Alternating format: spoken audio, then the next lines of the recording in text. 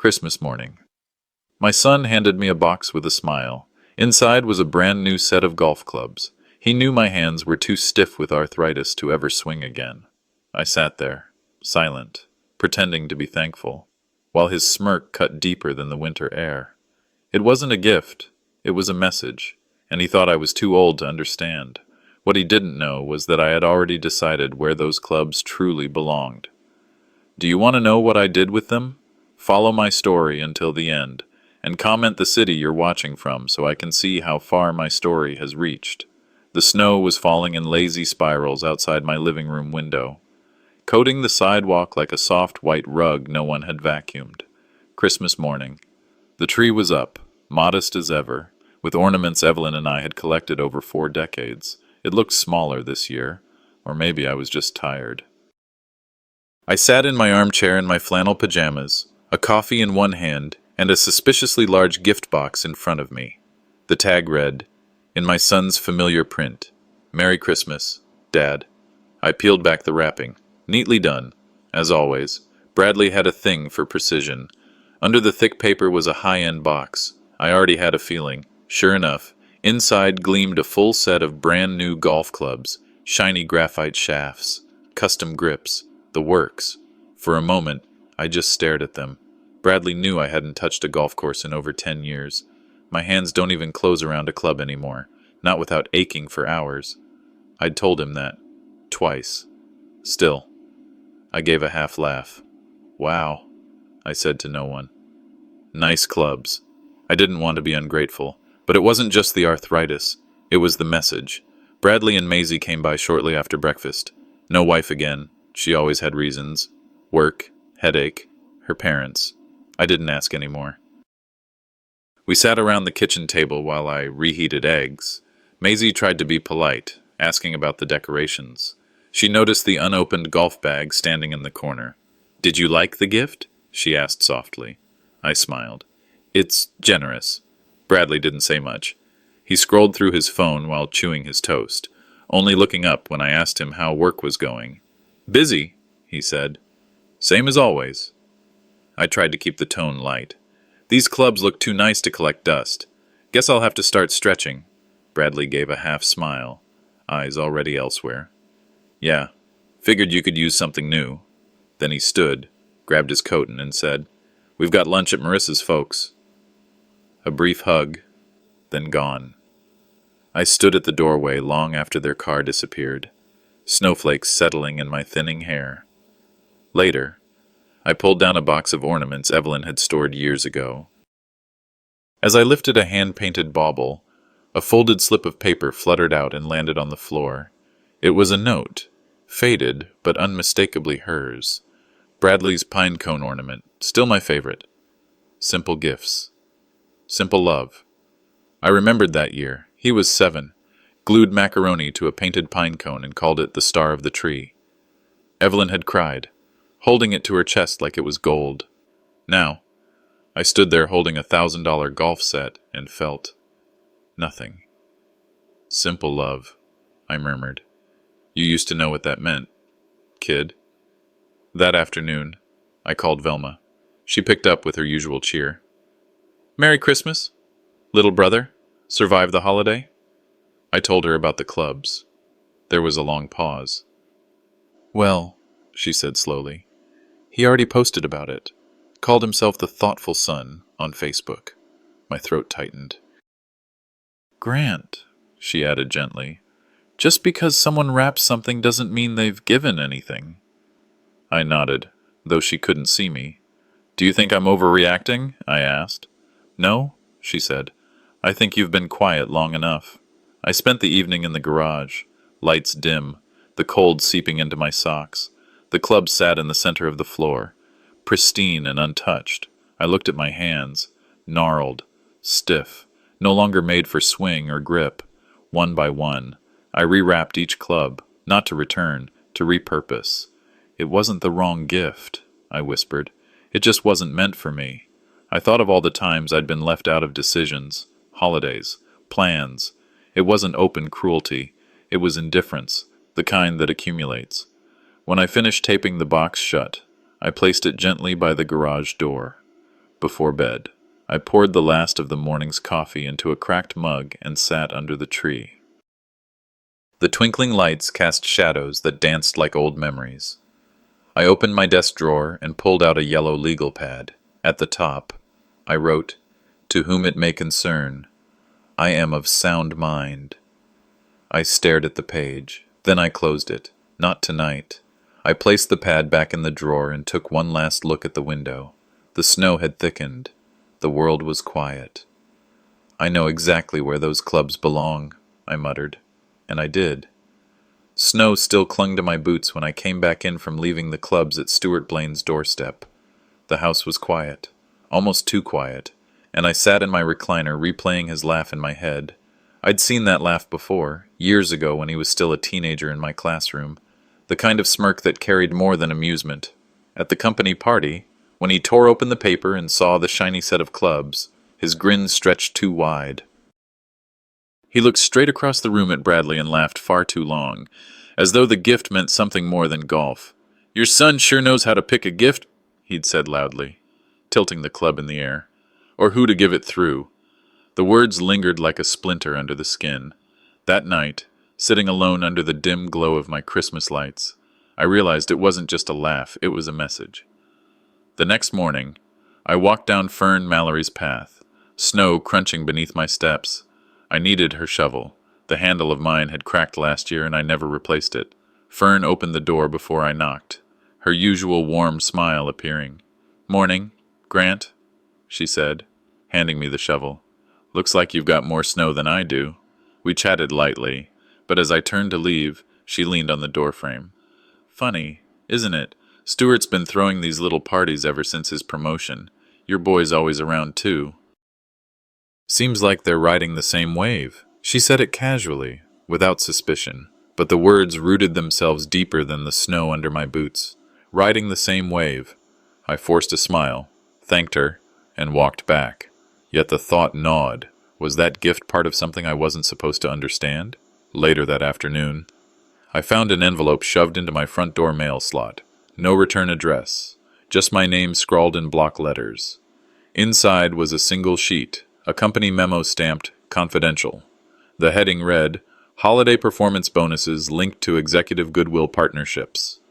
My eyes froze on a line near the bottom. "Holiday gifts routed through familial channels must remain off record." Someone wanted me to see this. Someone inside the company, maybe feeling guilty. My fingers trembled as I folded the paper back into the envelope.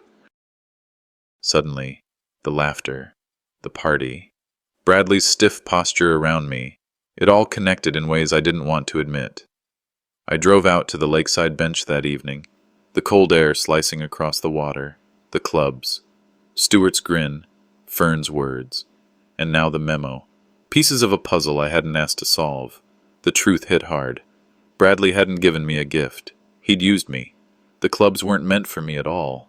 They were a bribe, cleaned through the name of an old man who no longer mattered except as a cover. A hollow ache grew in my chest. Being ignored was one thing. Being used was another. That night, Maisie sat at the kitchen table with her journal. She left it open when she went upstairs. I shouldn't have looked. But my eyes caught a line. Dad and Mr. Blaine were whispering in the garage again. I hate that laugh he does. I closed the journal quietly. That laugh again. Maisie saw it too, even if she didn't understand. The knot in my stomach tightened. This wasn't just office politics. It was poisoning the house she lived in. Back in my den, I held one of the clubs, running a thumb across the engraved tag. My name had been scratched out, overwritten with Stuart's. It all made sense now. Bradley hadn't given me those clubs for Christmas. He'd given me a message, one I wasn't supposed to understand until it was too late. I picked up the phone, my hand steady despite the storm inside. Jerome Ashford answered groggily, his voice thick with sleep. "Jerome," I said, "I have something you need to see. A memo, and a gift that wasn't meant for me."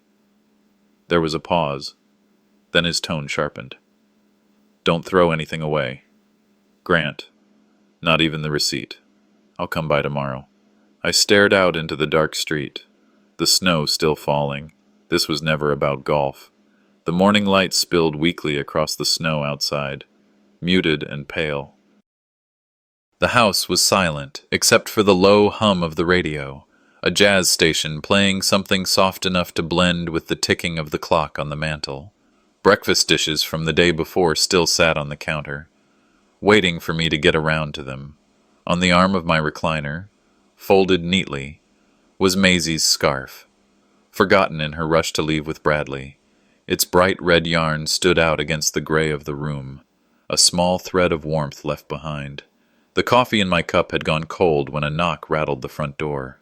At first, I thought it might be Fern coming by to return the shovel I'd borrowed, or perhaps a delivery mix-up from the post office, but the knock carried a certain insistence, steady, confident, rising slowly, joints stiff from the morning chill. I shuffled toward the entryway. Opening the door, I froze for just a breath. There he was, Stuart Blaine, Bradley's boss, my former student. His smile stretched wide, and in his hand he held a bottle of bourbon, ribbon still attached. "Mr. Kessler," he said warmly, as if we were old friends meeting on purpose. "Mind if I step in?" He brushed the snow off his coat before I had a chance to answer. In a moment, he was seated in my living room, bourbon placed neatly on the coffee table like a peace offering. He glanced around with casual admiration. "You've kept the place just as I remember," Stuart said. "This house, it has character. Not many like it anymore." I nodded, easing myself into the chair opposite him. His words carried a hint of nostalgia, but there was something rehearsed about his tone. We talked lightly at first. He reminded me of the day in sophomore history class when he'd tried to bluff his way through an oral report. "You always had that look," he chuckled, "like you could see right through me." I managed a small smile, remembering the boy he once was. He spoke kindly of my late wife, recalling her brownies at school bake sales. For a moment, the warmth of memory softened the edges of his visit. Still, beneath the surface, I sensed another current, one he hadn't revealed yet. It didn't take long for the conversation to bend. His voice lowered, words dipping toward suggestion more than memory. "You know, Grant," he began, swirling his glass, though I hadn't poured him a drop. "Living here alone must feel, well, quiet. Sometimes too quiet." He let his gaze sweep the room again, landing on the window that overlooked the yard. "Places like this are valuable these days. Scenic, private. Some folks in my company have been exploring retreats outside of the city, properties just like yours." The words hung there, suspended in the air like frost. My back stiffened. I asked him plainly, "Is this about Bradley?" His smile flickered, then steadied. "Bradley's a good man. Ambitious. But no, this is just me looking out for you, making sure opportunities don't pass you by." Opportunities. That word carried more weight than it should have. Leaning forward, I rested my hands on my knees. "Funny," I said. "I remember another opportunity you once tried to talk your way into. Junior year, you wanted to skip detention after cheating on a quiz. Told me you had to help your mom with groceries." Stuart laughed lightly, but the corners of his eyes tightened. "Guess some habits die hard, huh?" "You've changed little," I told him evenly. "Still charming when you want something." He shifted, adjusting his coat sleeve as if brushing off my words. "I'm just checking in. People worry about you. Grant, a big house, an old man, it can be a heavy load." I met his eyes, steady. "This house isn't for sale. Not now. Not ever." Silence stretched for a moment, broken only by the hiss of the radiator. Finally, Stuart stood, smoothing his jacket. His grin returned, broader this time, but hollow. "Well," he said, "I just thought I'd stop by. Can't say I didn't try to be neighborly." He picked up the bourbon and placed it on the table again, nudging it closer, for when the snow feels heavier than usual. As he stepped outside, I noticed he hadn't parked in the driveway. His car sat down the block, partially hidden by a snowbank, like he didn't want the neighbors to know he was here. That told me more than his words ever could. The bourbon gleamed under the lamp when I carried it to the shelf, but as I set it down, My eyes caught something tucked beneath the ribbon, a folded slip of paper. Unfolding it, I read the words typed in neat, impersonal font. The ones who wait too long often don't get to choose. The chill that seeped into me wasn't from the drafty window. It was from the realization that his visit hadn't been a courtesy. It had been a test. A warning dressed as kindness. Maisie's scarf still lay on the chair. My gaze lingered on its red threads as I felt a resolve settle in, firmer than the snow piling outside. This wasn't just about property. This was about circling vultures. And I'd just seen the first shadow. The house felt too quiet for Christmas morning, the kind of silence that pressed in on the ears, heavier than any snow piled up on the porch railings outside. I sat in the living room with the small tree I'd decorated alone. A few lights twinkled, but even they seemed reluctant to shine. Years ago, Evelyn would be humming carols while Bradley tore through wrapping paper. Now there was no hum, no laughter, just the whisper of the furnace and the weight of memory.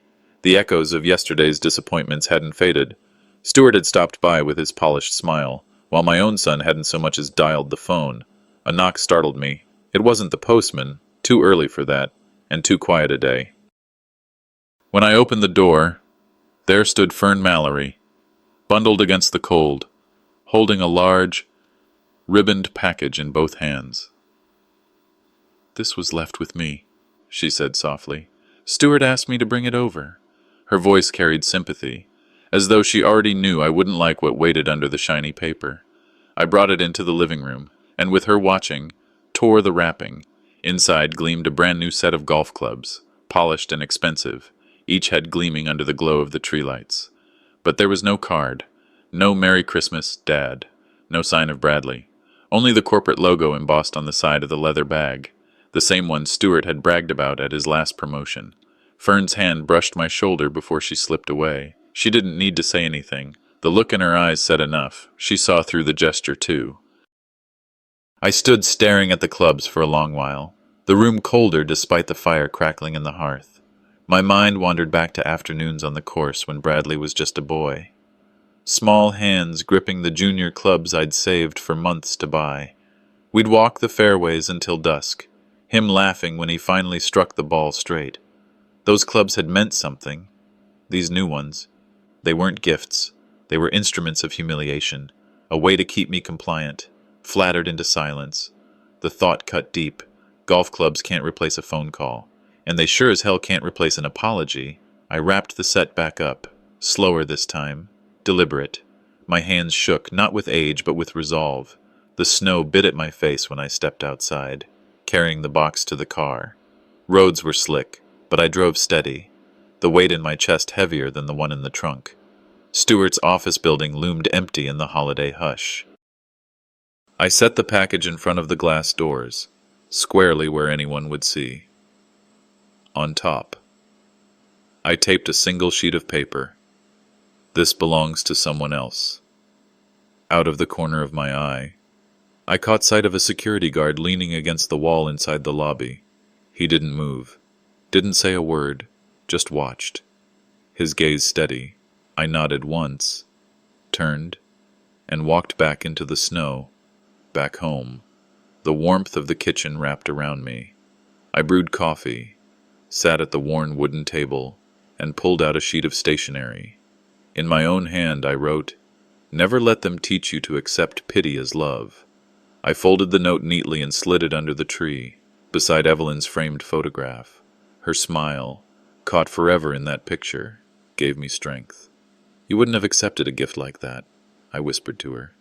"Neither will I." Night settled over the neighborhood, Christmas lights blinking faintly across the street. Inside, the silence no longer felt like defeat. It felt like dignity. Morning broke with the shrill ring of the landline, its jarring sound dragging me from half-sleep. Caller ID showed a number I didn't recognize, an internal code, not a name. Wariness tightened in my chest as I lifted the receiver. "Mr. Kessler?" A woman's voice, crisp, professional. "I thought you should know. Someone attempted to authorize a withdrawal using your property as leverage." The words jolted me upright. Betrayal had finally found its sharpest edge. I turned toward the frosted window, the world outside blurred by ice and snow. But inside, my focus sharpened like a blade. The morning light crept in through the blinds, a pale glow over the kitchen table still cluttered from the night before. Silence pressed in, broken only by the occasional pop from the old radiator.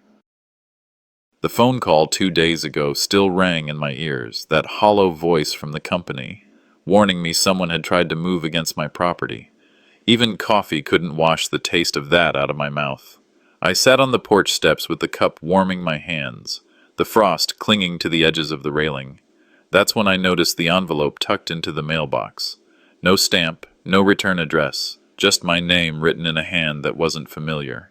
My gut told me to leave it alone, but curiosity always had a way of winning out. Inside was a small USB drive, weightless and cold in my palm. I held it there longer than necessary, thinking about what kind of trouble could fit into something so small. Back inside, the laptop hummed to life. With more hesitation than I cared to admit, I slid the drive in, a scratch of static, then voices. One unmistakably my son's. He still thinks we're just helping with his paperwork. The words landed heavier than any gavel. Before I could catch my breath, another voice joined in, Stuart Blaine's, smooth as ever. Let him. By the time it's done, the golf clubs will be the least thing he gives away. The recording clicked off. My finger froze above the keyboard, unable to stop the tremor running through it. The room seemed smaller, the air thinner. Memories clawed back in, uninvited. Stuart as a boy in my classroom, nervous about his grades, but respectful. Evelyn had baked cookies for his mother once when they couldn't afford to buy the class fundraiser treats. I used to believe he was one of the good ones. Somewhere between then and now, the charm had hardened into calculation, and Bradley, my own flesh and blood, had become his partner. The golf clubs hadn't been a careless gift. They were a signal, a mocking gesture I was too slow to read. The shame of that burned hotter than the betrayal. Later that morning, Maisie wandered over, scarf bundled around her neck, cheeks red from the cold. I tried to steady myself, tried to be the grandfather she knew, not the man unraveling inside. We talked about school, about the song she was learning on the piano. Then, careful as laying a glass ornament on a branch, I asked, "Have you overheard your dad talking about anything unusual?" Her eyes darted away. She fiddled with the end of her scarf before whispering, "He and Mr. Blaine, they shut the door a lot. I heard them say something about the bank once, and about you being older." She bit her lip, waiting for my reaction. I managed a nod, my voice steady. "Thank you, sweetheart. You've told me more than you know." That afternoon I drove across town, tires crunching over ice patches, to see Jerome Ashford. We'd shared coffee and arguments for decades, and though he was retired now, his instincts were still sharp. I laid it all out, the gift, the smirk, the USB recording, and Maisie's confession. He listened with the patience of a man used to long testimony. When I finished, his eyes narrowed, not with surprise, but recognition. "I suspected Blaine years ago," Jerome said quietly. "Ambitious, slippery. And your boy, he stepped right into Blaine's pocket. The question is, Grant, are you willing to play their game to the end?" The weight in my chest shifted, fear loosened, replaced by a strange calm. "I've got no choice." "Then start gathering," Jerome advised. "Every scrap of paper, every receipt. Don't throw away a single thing, and get ready to mark what's yours before they do." Back home, the old mirror in my study reflected more than just a tired face. It showed the years of teaching, of raising a boy alone after Evelyn passed, of building a life brick by brick. It also showed a man who'd been fooled, but not finished. "This isn't a classroom anymore," I muttered at the glass. "This is war." That night, snow glazed the sidewalks in silver. I walked the few blocks to Blaine's office, its lights dim, the lobby deserted. The brass nameplate gleamed under the street lamp, polished and proud. At the entrance, the stonework looked too clean, too perfect. I picked up a loose piece, smooth under my fingers, and with my old house key scratched 2 words into it. "I see." Placing the stone back down, I turned and walked away. my breath fogging in the winter air. My phone buzzed in my coat pocket. Jerome's number lit the screen. When he answered, my voice was steady for the first time in weeks. Jerome, I'm ready.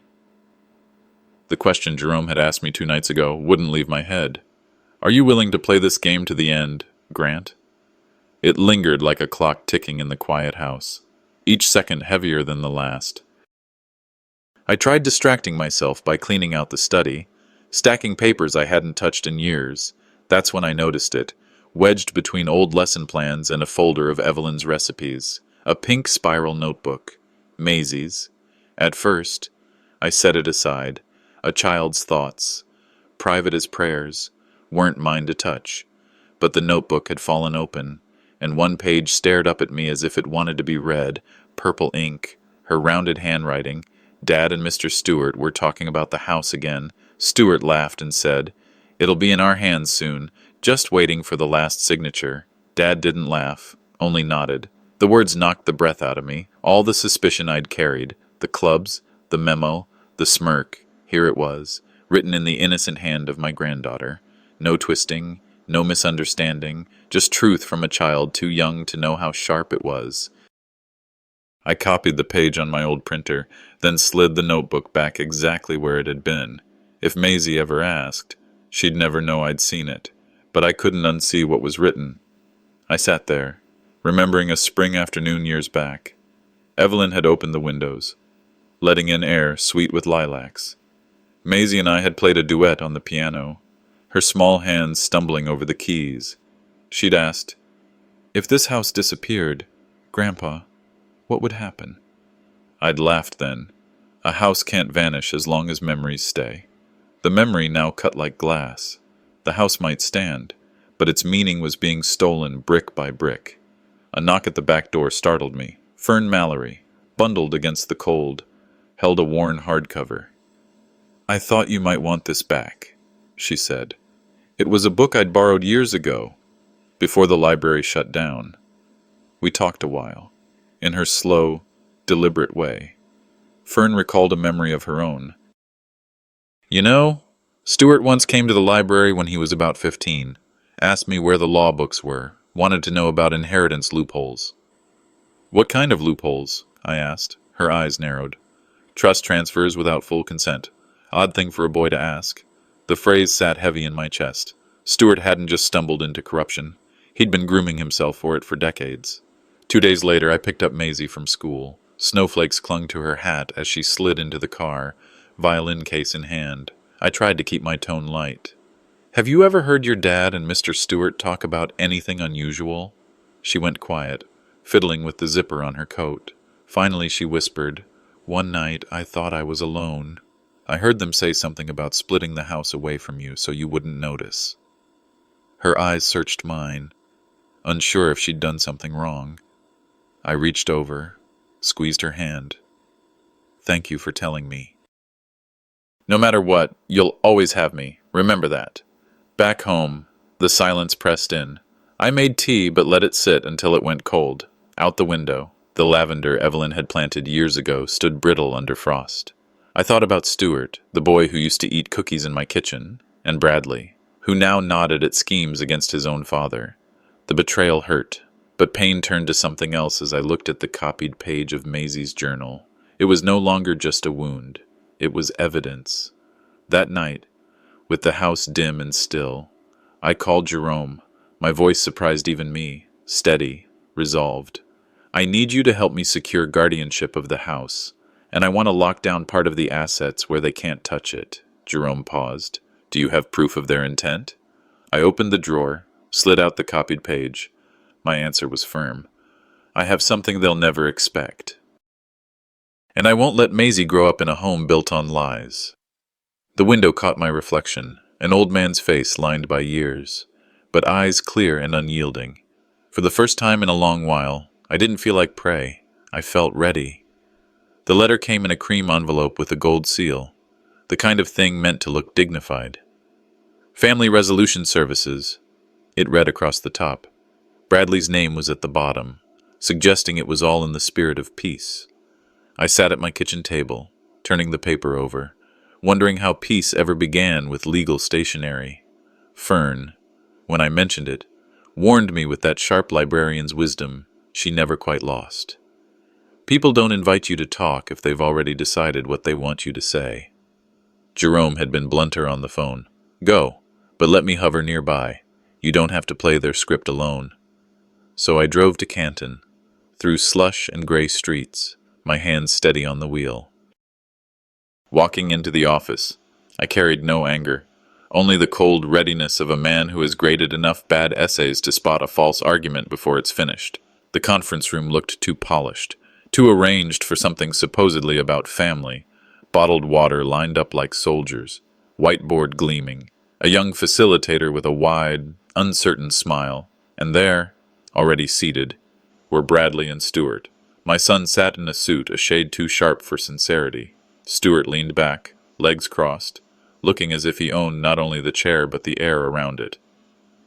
"This is neutral ground, Dad," Bradley began smoothly, gesturing to the woman at the head of the table. "We're here to make sure everything stays fair." "Of course," Stewart added, hands open, practiced warmth in his tone. "I was asked to observe, given my connection to both of you, just to keep things balanced. Neutral, balanced. Words chosen like paint to cover rot." I nodded politely, but a note of unease climbed up the back of my neck. They talked first of history, of family dinners long past, of my so-called legacy. The facilitator scribbled notes that didn't matter, her pen moving to fill silence. Then Bradley shifted the language, carefully. Generational transfer, long-term stability, responsibility for upkeep. I watched his lips move, but the sentences smelled of someone else's drafting. After 30 minutes of pleasant nothing, Stewart slid a folder across the table. "Just a draft," he said, like a man offering dessert after dinner. "Something to keep us all safe, legally speaking." Inside were 3 pages, printed crisp. Phrases leapt out. Smooth transition of assets. Protection of heirs from future claims. Release of primary party from title obligations. The more I read, the clearer the truth. It wasn't protection. It was surrender. Signing meant walking away from my home, my ground, the one place Evelyn and I had built together. I set the papers down gently, folding my hands. "What happens?" I asked. "If the person being released still lives in the house, where does he go?" Bradley cleared his throat. "It's just legal language. Dad, nothing changes day to day. It's about the future." "And if the language," I pressed, "makes the future arrive today?" Stewart shifted, smiling too wide. "No one's trying to take anything. It's just formality." The facilitator glanced at me, then down at her notes. Her eyes betrayed what her mouth would never say. She hadn't read the document either. The pressure built quietly. Stewart nudged the papers closer. Bradley leaned in, voice smooth but strained. "Dad, this is just about trust, about us taking care of things for you." I leaned back, my chair squeaking. "Trust isn't a signature on paper. It's the one thing you don't have to ask for if you already have it." Before Stewart could push further, the door opened. Jerome walked in, coat still damp from the snow, face calm as if he'd merely taken a wrong turn. "Sorry for being late," he said, setting his briefcase down. Bradley froze. Stewart's hand stopped mid-gesture. I almost smiled. Jerome picked up the draft, skimmed it like a teacher with a plagiarized essay, and set it back down.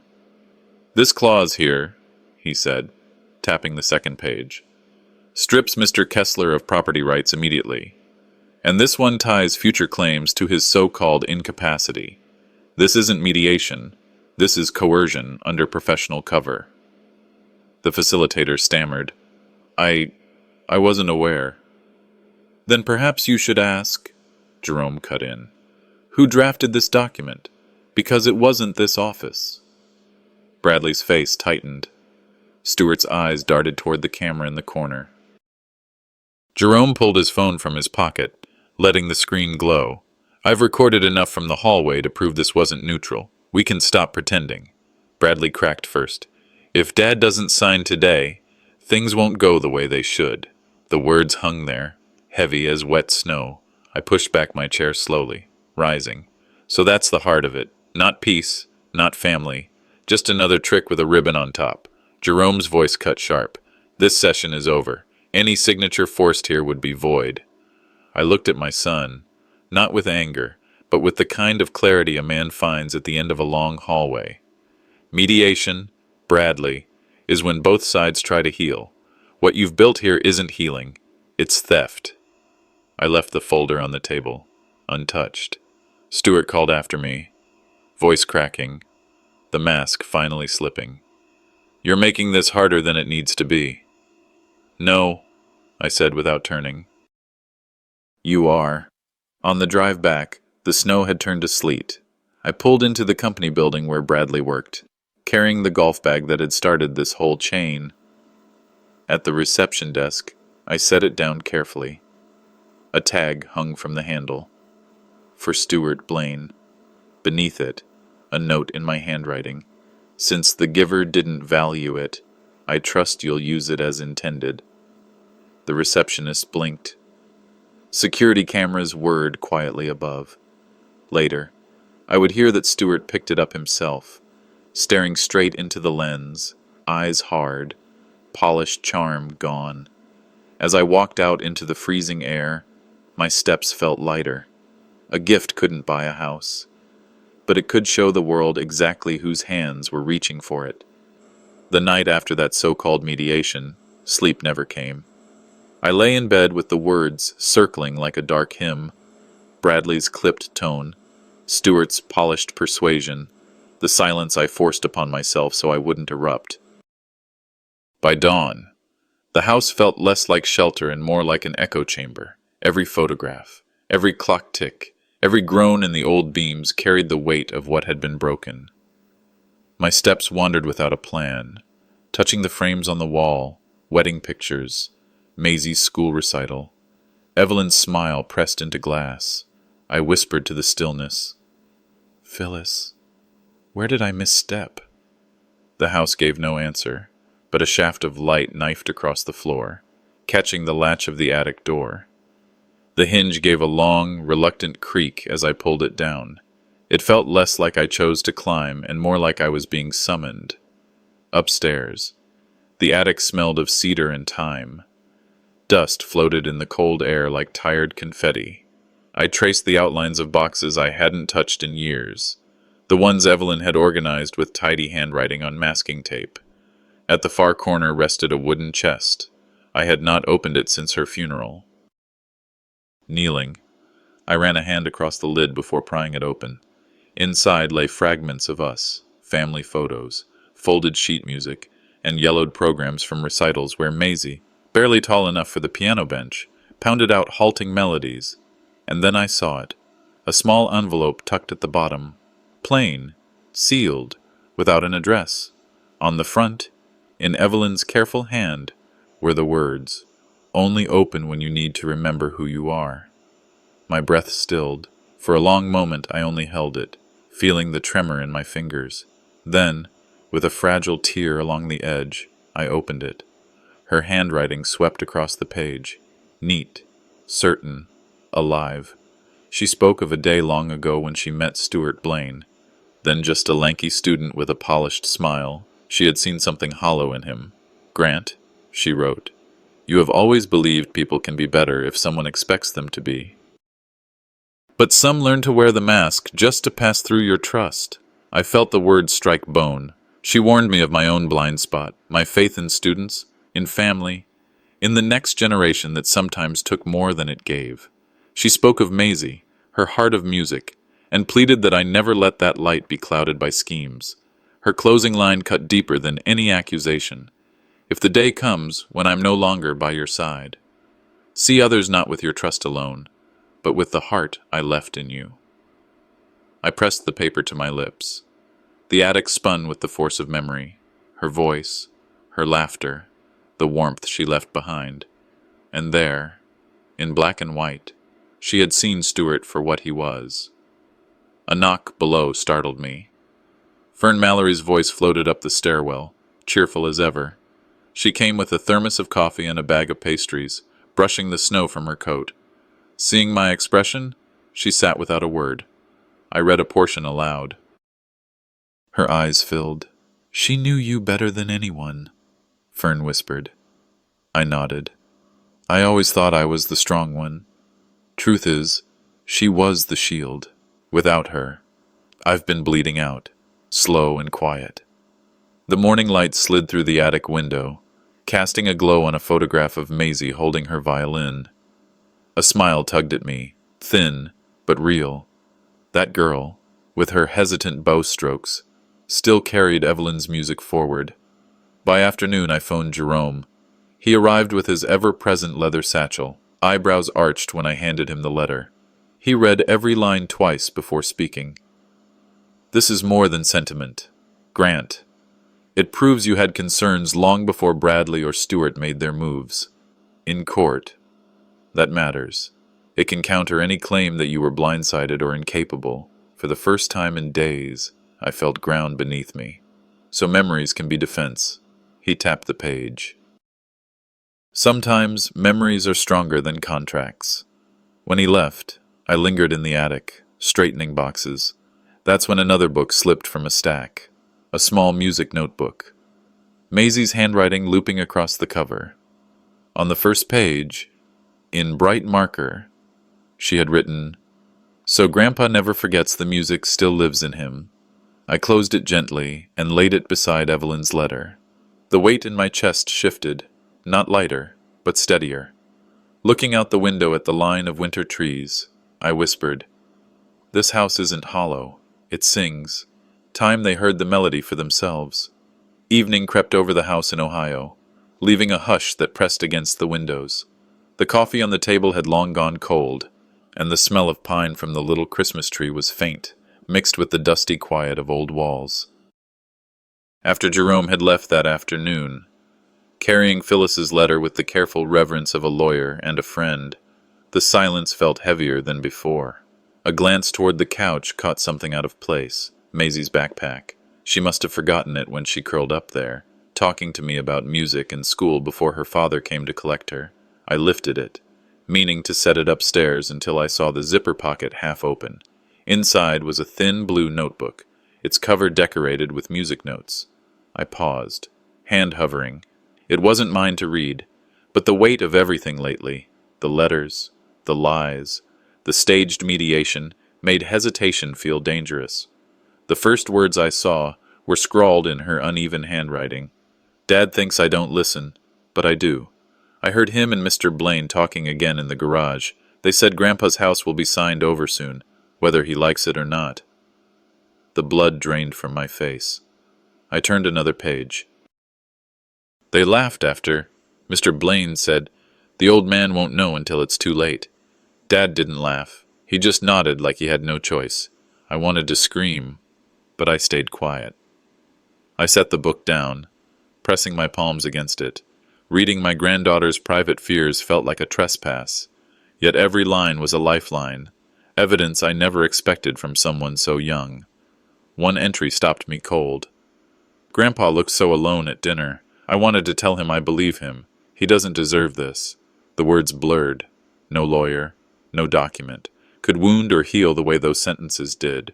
Deeper into the notebook, her notes grew jagged, rushed, as though written in stolen moments. She had overheard Stewart pushing Bradley, telling him to close this out before the end of winter. She'd written, "They don't know I hear through the vents. They think I'm just a kid. But Grandpa taught me people wear masks." I see what's underneath. Maisie feared they'd find some document I'd kept hidden, and that fear drove her to write what she couldn't say aloud. Her words weren't only fear, they were loyalty carved in ink. For the first time in weeks, the ache of betrayal gave way to something sharper, steadier. They weren't just plotting against me, they were trying to make her complicit through silence. And she, bless her heart, had found a way to fight back the only way she knew how. I stopped on a page where she had scribbled a line almost like a vow. "Grandpa believed in honesty when he taught me piano. Now it's my turn to believe in him." The echo of Evelyn's voice filled the room, her reminder in the attic letter that my heart had always seen what my mind tried to excuse. I stood, walked to her photograph on the shelf, and whispered, "You were right. She has your strength." The air in the room shifted. What had been nostalgia hardened into resolve. I carried the notebook into my study and laid it open on the desk. I photographed the most damning pages, careful not to disturb her handwriting. Then I wrote a letter in my own hand, folded it, and locked it in the safe with copies of the recordings and the attic letter. If they ever forced me into a corner, the truth would already be waiting.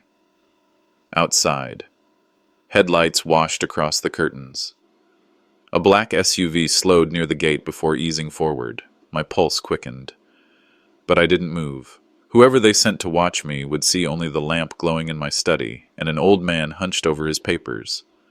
The telephone rang, shrill in the silence. I lifted the receiver slowly. "Grant," the voice drawled. "Stuart Blaine." I didn't speak. "I just wanted to ask, Maisie didn't leave anything behind after her visit, did she?" His tone was casual, practiced. Still I kept silent.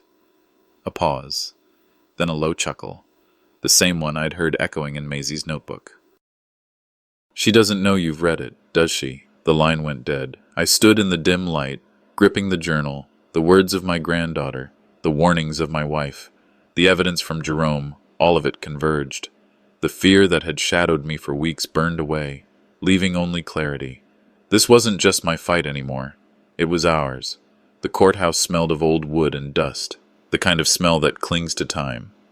I sat on the hard bench, palms pressed against my knees, steadying myself against the tide that threatened to pull me under. The idea of standing here, fighting my own son in a court of law, felt like a nightmare I couldn't quite wake from.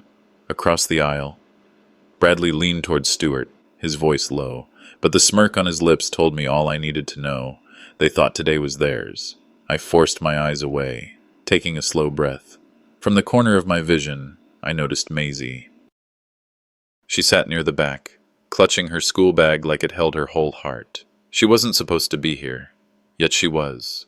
Her shoulders tight, her chin lifted. I didn't know why, but something in that bag looked like a secret she wasn't ready to share. The bailiff called the court to order, and the air thickened. Bradley's lawyer rose with the arrogance of a man who believed the ground already belonged to him. His words fell like hammers. "Your Honor, my client brings this case out of concern for his father. We believe Mr. Kessler no longer has the capacity to manage his affairs responsibly.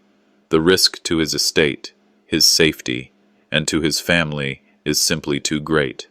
Each word was a knife. I felt stripped bare in front of strangers who didn't know me, didn't know how many nights I stayed awake balancing bills, or how I kept this house standing when the weight of grief nearly crushed me. Bradley sat there, hands folded, his expression rehearsed, a picture of pained duty. Behind him, Stuart gave a small approving nod, the kind of smug signal only the two of them would understand. Heat rose in my chest, but I swallowed it down. Jerome's voice echoed in my mind. "Stay calm, Grant. Let the storm pass before you speak." So I stayed still, even as they painted me as weak, forgetful, a relic too fragile to hold his own name. The judge leaned forward, brows furrowed as the lawyer droned on about patterns of confusion. I felt the room tilting toward them, the weight pressing me into silence. Then I heard a chair scrape. Maisie stood up, her knees knocking against the wooden bench. Her voice shook, but she spoke clear. "Your Honor, I have something you need to see." She pulled a tablet from her school bag, holding it with both hands as if afraid it might slip away. Bradley shot up, his voice sharp. "Maisie, sit down." "This isn't your place." But the judge raised a hand. "Let her speak." My breath caught. The video flickered to life. A family dinner, months ago. My table, my home. Bradley's laugh carried over the clatter of plates. "He'll sign if we push him about the clubs. He doesn't want to look useless. Old men cling to guilt." Stuart's voice followed, low but clear. "Make him feel outdated. Once he's off balance, the house is ours." The courtroom rippled with murmurs. Bradley lunged forward, his face red. "That's a child's trick. It's fake." The judge silenced him with a gavel. Play the full video. And so it played. Their laughter filled the room, the mocking words spilling out for all to hear. My hands shook, not from shame this time, but from the vindication of knowing I hadn't imagined it. The manipulation I'd felt in my bones now stood in front of everyone, undeniable. Bradley's composure cracked. He slammed a fist on the table. She betrayed me. Maisie flinched but didn't back down. Her chin trembled. Yet she stood tall. Stuart had gone pale, eyes darting anywhere but at me. I sat straighter, my anger cooling into something sharper, steadier. The years of doubt, the quiet humiliation, it all narrowed into one clear truth. I wasn't the old fool they thought I was. The judge announced a recess to review the evidence formally. The gavel struck again, final and heavy. As people shuffled out, Bradley stormed past, muttering curses under his breath, Stuart trailing, his veneer of control slipping with every step. I turned to Maisie. Her eyes brimmed with fear and pride all at once. I wanted to tell her everything, how proud I was, how she'd given me back my voice, but words caught in my throat. Then Jerome appeared at my side, his hand carrying a sealed envelope. He lowered his voice. Grant, this came from Velma. She said you should open it now. The envelope felt heavier than paper should. I turned it in my hands, torn between dread and hope. Out in the hall, voices buzzed with shock and gossip. In my chest, the storm shifted into something new. I whispered to myself, staring at the name written on the envelope. Velma's hand, or someone else's trick? The answer waited inside. But I wasn't sure I was ready. The recess room was small and too bright, the kind of space that felt like it was meant to unsettle. I sat with the envelope Velma had sent, its weight heavier than paper should ever feel. My fingers hovered over the flap. For a long time, I just stared at it, thinking of every Christmas card Evelyn had written, every list she left on the refrigerator in her tidy hand. When I finally tore it open, my breath caught. It was her handwriting, my Evelyn's. A letter she had entrusted to Velma years ago, never shown until now. The words shook me. Bradley has always had a way of twisting things, of hiding his heart behind charm. Stuart encourages it. Please, Grant, don't let the house become the prize for betrayal. Keep it for something larger than yourself. The lines blurred as tears filled my eyes. She had seen what I refused to see. I leaned back, letting the memories wash over me. Evelyn's voice came alive from the page, reminding me of the nights we argued softly in the kitchen, while Bradley was still a teenager. She would say, "You give him too much leeway. You confuse silence with peace." I would always answer that love could heal him, that a father had to believe in his son. Now, decades later, I held proof that she had known the path he might take. Jerome sat across from me, skimming the letter with a lawyer's eyes but a friend's heaviness. "This could matter," he said. "It shows Evelyn suspected manipulation. It also shows you're not confused, not incapable. It strengthens your case." Maisie sat nearby, clutching her hands together in her lap. She whispered, "It feels like she's here, speaking to us." That nearly broke me more than the letter itself. My granddaughter, finding her courage, now standing under the same shield Evelyn once tried to hold over me. I folded the letter back into its envelope and nodded to Jerome. We had to bring it into the courtroom. When the judge returned, the air felt different, like a storm pressing against the walls. Jerome stood and asked permission to submit the letter for preliminary review. Bradley shot up from his chair, his voice sharp. "Fabrication. This is nothing more than family gossip put to paper." The judge raised a hand. "Mr. Kessler, sit down." Then to Jerome, "Given the credibility issues already on record, I will allow it for review." I rose slowly, letter in hand. My voice quivered but didn't falter as I read aloud. "Dignity is not a thing to be given away, not even to your own blood if they refuse to honor it. If love cannot guide them, then trust must be protected." I felt the room quiet. I didn't look at Bradley. I looked at Stuart.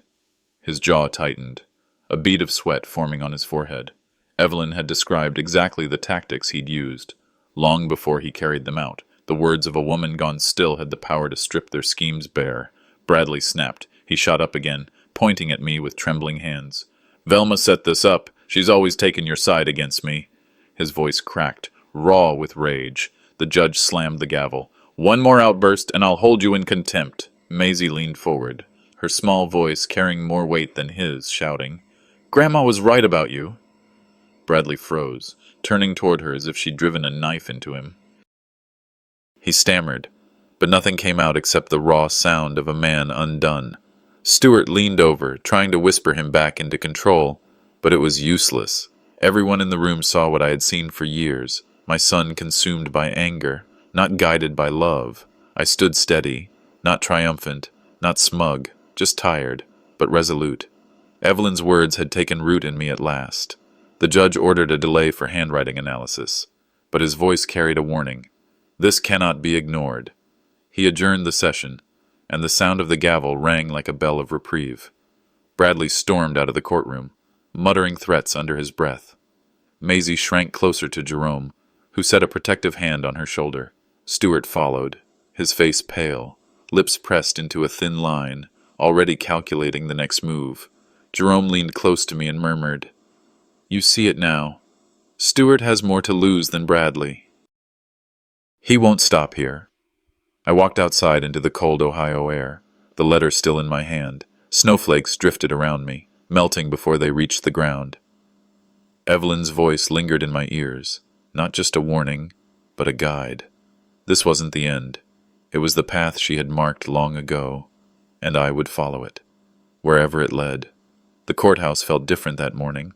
No chatter, no smirks from Bradley, not even the usual glances from Stewart that used to unsettle me. Only the scrape of chairs, the shuffle of papers, and the solemn voice of the judge filling the air. It was the final day, and everyone knew it. Bradley looked older, though he was only 38. His eyes had dark hollows under them, his jaw tight, lips pressed in a permanent sneer. Stewart sat beside him, stiff as a fence post, his once polished demeanor cracking. For the first time in months, I felt an odd kind of stillness inside me, as though Evelyn's hand rested on my shoulder. Maisie slipped her small hand into mine and gave it a squeeze. That was all the courage I needed. The judge cleared his throat. "We will hear the final presentations today. By the end, this matter will be resolved." I nodded slowly. It was time. Jerome rose first, carrying a ledger book that looked too heavy for its size. He opened it for the court. The numbers inside weren't just numbers, they were trails, each leading back to Stewart, backdoor deals, fraudulent transfers, promises of goodwill funneled through Bradley's petition. The room shifted. Stewart's jaw twitched, his hands clutching the table as though he could squeeze the truth back into silence. Then Maisie stood, my granddaughter, barely 14, clutching her tablet with both hands. Her voice trembled at first, but grew steadier with every word. She presented Evelyn's letter, the same one Velma had held for years, alongside her video. Two pieces of evidence woven together, my late wife's warning and my granddaughter's courage. When the screen lit up with Evelyn's handwriting, and Maisie's voice read it aloud, something in me broke and healed all at once. Stewart's polished mask collapsed in front of everyone. The courtroom didn't see a respectable manager. They saw a manipulator stripped bare. The betrayal wasn't just Bradley's. Stewart had orchestrated every thread of it. Bradley couldn't hold his tongue any longer. He shot up from his chair, his voice echoing. "He never deserved the house." The judge slammed his gavel. "Sit down, Mr. Kessler." But Bradley wasn't finished. His face was red, his words spilling like poison. "Those golf clubs, I gave them to mock him." There it was. The truth he had carried for months, spewed in front of the judge, the attorneys, the strangers, and his own daughter. Maisie gasped softly. Velma leaned forward, her hands folded as if in prayer.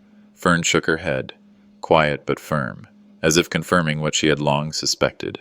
My heart ached in ways words can't capture. Not from anger. Anger had burned out long ago. What remained was grief for the boy I once held, the boy Evelyn and I had tried to guide. The judge's voice broke the silence. "This court finds in favor of Mr. Grant Kessler. The estate and property remain under his authority. The petition filed by Mr. Bradley Kessler is denied. Further, there is sufficient cause to pursue charges of fraud and misrepresentation against Mr. Stewart Blaine." Bradley slumped in his chair, his face hollow, his fists clenching nothing but air. Stuart stared straight ahead, his expression pale, finally stripped of that smug certainty. I rose slowly, every eye turned to me. I wasn't there to gloat. I wasn't there to crush what little remained of my son. I was there to finish what Evelyn started. This was never about walls or land, I said quietly. It was about dignity, and dignity is not for sale, not for theft, and not for mockery. Maisie's tears spilled, but she smiled through them. Later that week, I gathered Velma, Fern, Jerome, Maisie, and even Leah around my dining table. The house was warm with scents Evelyn used to fill it with: roast chicken, honey bread, carrot soup. For a moment, it felt like Christmas long ago. I set a plain white envelope by each plate. When the meal was finished, I lifted Evelyn's ring from my pocket, the one she had once slipped onto my finger when we were just kids promising forever. I placed it in Maisie's palm. Not to wear, I told her, but to remember what family is supposed to mean. Then each person opened their envelope. Inside was a copy of the deed. The house wasn't going to Bradley. It wasn't going to Velma or Fern, either. It was going to the Evelyn and Maisie Kessler Scholarship Trust. For children who never had the chances they deserved, I said. This house will be their doorway. Maisie's sobs turned into laughter through tears. Velma wiped her cheeks, whispering, she'd be proud. Fern touched my shoulder. Jerome leaned back, smiling. The kind of smile that said justice had finally been done. Bradley wasn't there to hear it. He had stormed out of court, his footsteps fading behind him like a door slamming shut on the past. That evening, I walked everyone out to the garden. The DNV flowers Evelyn planted years ago still pushed through the frost. A bench sat among them, newly carved with words that gleamed in the winter sun. For Evelyn, who heard the music. I sat, Maisie beside me, her fingers clutching the ring. I lost a son, I said softly, but I did not lose myself. Leah handed me the scholarship file. The first recipient was already chosen, a young girl from a Mexican immigrant family, a girl who loved the violin. Evelyn would have chosen her without hesitation. I nodded. That's the right beginning. Later, alone in my study, I opened a drawer and took out a letter I had written years ago after Evelyn's passing but never mailed. My apology for failing to protect her wishes. I placed it beside the court's final ruling and tucked them both into her old music book. I closed the drawer gently. Then I opened the door and let the morning light in.